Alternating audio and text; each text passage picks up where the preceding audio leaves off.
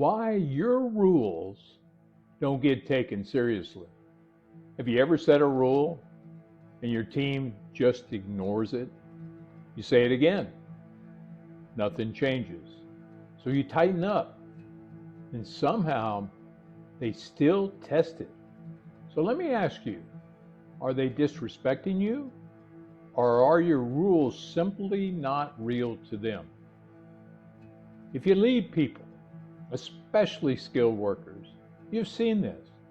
Standards get announced, rules get discussed, expectations get repeated, but somehow the same problems keep showing up. He's not just a coach, he's a leader of leaders. With over 50 years of real-world experience, he's helped business owners double their profits, build leaders from within, and reclaim their time.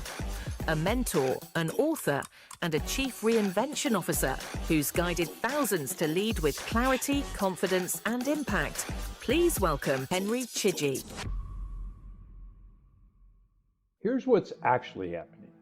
You set the rule, but you don't consistently hold it. Sometimes you address it, sometimes you let it slide, sometimes you correct one person, but not another. And your team notices every bit of it. So what do they conclude? This isn't really a standard. It depends. It's optional. And once that happens, your words start losing weight. Your standards start eroding, and your leadership starts weakening. Not because your people are bad, but because inconsistency trains uncertainty. I learned this lesson early. Crews always knew whether standards are real, not because of posters, not because of speeches, because of enforcement and accountability. I've watched leaders say, safety mattered, then ignore shortcuts when production pressure rose. I've watched owners demand accountability, then make exceptions for top performers.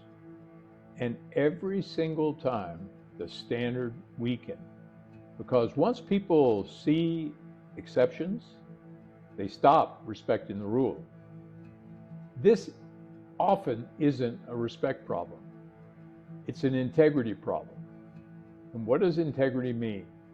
The standard is the standard for everyone, every time, especially when it's inconvenient. Integrity is not intensity, it's consistency.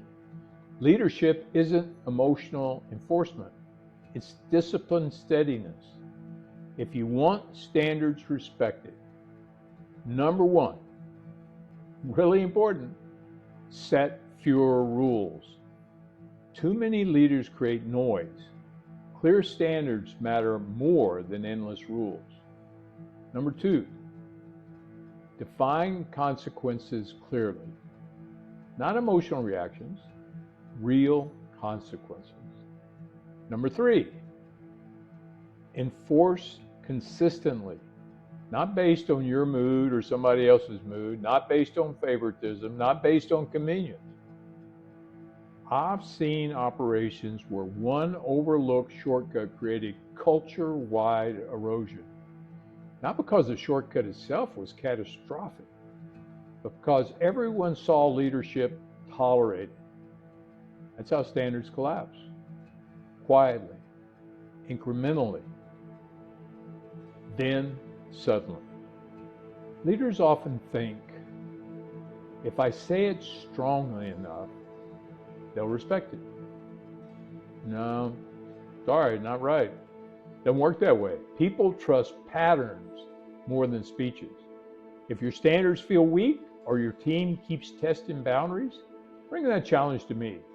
In one field-tested mentorship session, we'll identify where integrity is leaking and build a practical plan for you.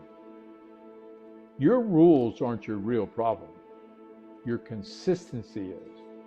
Because leadership isn't what you announce, it's what you hold. Set the standard, hold the standard every time. That's how trust is built. See you on the next one now.